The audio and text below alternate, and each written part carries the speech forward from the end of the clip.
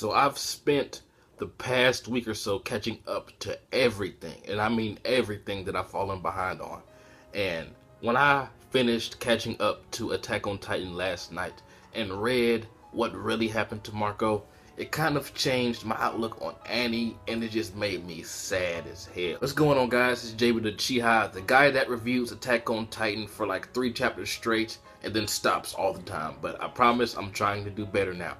But Marco, he didn't even do anything wrong, and it was just so sad to see them make Annie take his maneuver gear and just leave him on that rooftop to die, and him just getting eaten, saying we haven't had a chance to talk it out. And I love how smart he is, because we really haven't gotten that much development from Marco. Like, we understand that John was sad as hell, like he was upset that he died, and they were like really good friends or whatever, but we never really got into the mental part of Marco. And I love how he is quick to put things together. Like, as he was swinging away, hearing what Reiner and Bertolt were talking about, he kind of put 2 and 2 together, but a little bit too late, man. If only he had realized right then and there and like swung away with the speed to go tell everyone else what he just heard them say, he would still be alive and maybe even a hero now.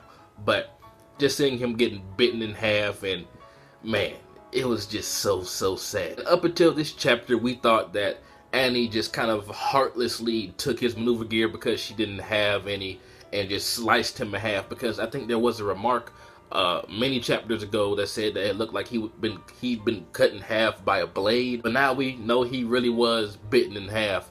But it kind of paints a different picture of Annie to me, in my mind, because she really didn't want to do it, and how Reiner was yelling at her saying, hey, you better not be getting compassion for these fucking cattle.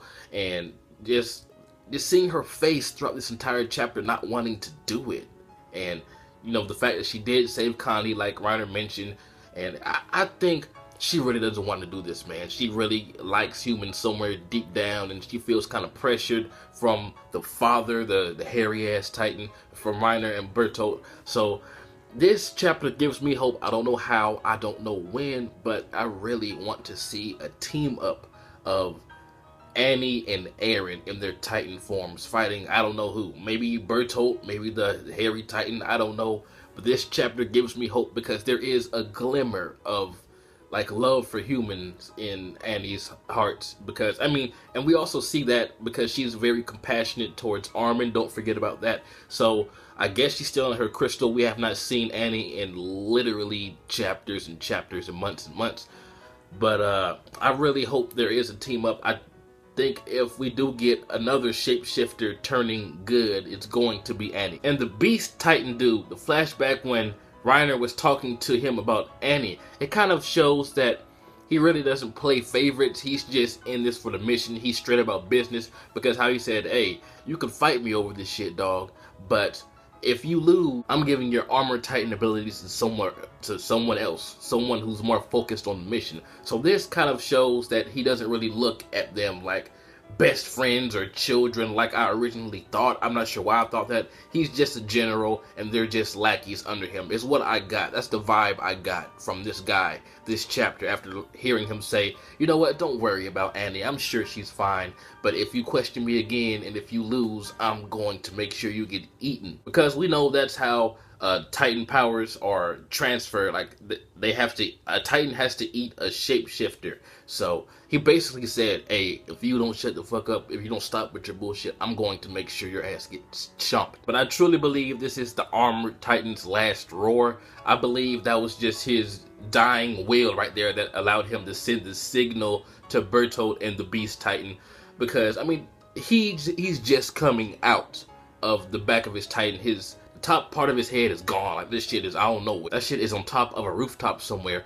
And if I recall correctly, the shapeshifters are in their weakest state when they first emerge out of their Titans, and Reiner was getting beat up and his fucking head is gone. So I think that was just reflexes, muscles, whatever you want to call it. His resolve before his head was chopped off, and it's just following through the Armored Titan. I think Reiner is dead. I think this really is the end of Reiner, but who knows? But I just love that Titan that's on all fours with all the equipment on his back. I'm pretty sure some of them are explosives, but I don't know. I guess I missed the hints that Bertolt was in a barrel. I thought he was in a wall because I saw him looking through holes and whatnot, but I thought it was just like small holes in the wall that they made or something.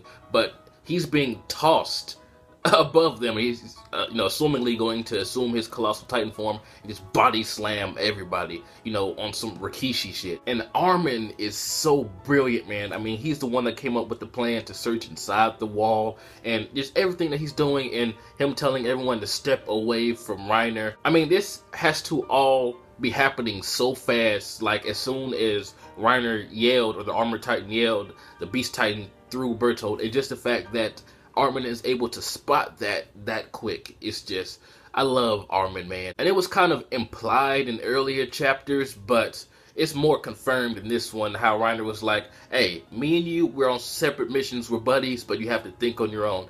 And that kind of paints the picture that Bertolt kind of relies on Reiner in most cases. Like, I'm not going to say he's like a coward, but he just sees Reiner as like a leader. So if Reiner really is dead, what is Bertolt going to do when he sees his melon is fucking missing? I mean, this dude's top is off. And then Bertolt will be by himself with the Beast Titan, of course, because Annie is assumingly still in that crystal, and Reiner dead. That leaves only the Colossal Titan and the Beast Titan that we know about. I'm pretty sure the Beast Titan has something else up his sleeve, because how he said, Reiner, I'll give your armor to someone else. That kind of implies there are more warriors that we don't know about, which is actually a pretty cool thought.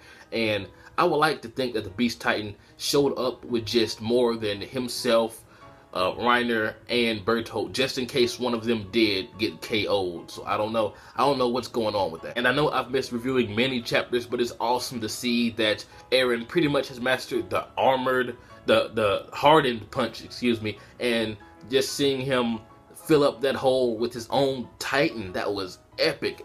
Eren is slowly getting a grasp on this Titan thing. Now, once he mastered that coordinates thing that Reiner was talking about, where he can control Titans, he will be OP, man. I don't know. Tell me what you guys think about Reiner. I just don't see him sprouting a whole new top half of the head, because his entire brain, I mean, that's where his brain is. It's gone.